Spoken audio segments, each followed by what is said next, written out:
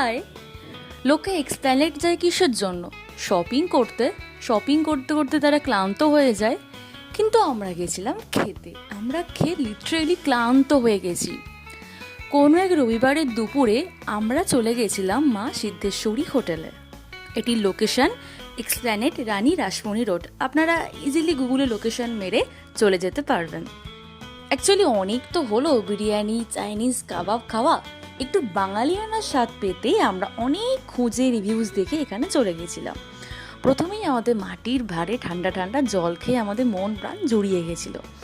আর menu এই যে দেখে নিন। অ্যাকচুয়ালি মেনু দেখে আমাদের দুজনের তস হয়েছিল না। আমরা তো লিটারেলি একটার উপর একটা অর্ডার করছিলাম, এবং যিনি ছিলেন উনি বলছিলেন যে দাদা একটা একটা করে অর্ডার করুন, খান, খেয়ে কমপ্লিট করলে আবার অর্ডার করবেন।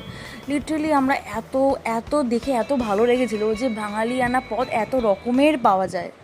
ওখানকার লোকগুলোর ব্যবহার ভীষণই ভালো এবং ভেরি সফট, এবং কিছুক্ষণের মধ্যেই আমাদের ওরা খাবার সার্ভ করে দেয়। কলা পাতায় সাদা সরু চালের ভাত, নুন, লঙ্কা, লেবু, ঝুরঝুরে আলু ভাজা, মাছের মাথা দিয়ে ডাল, সাথে ওখানকার ফেমাস আইটেম পোস্ত বড়া।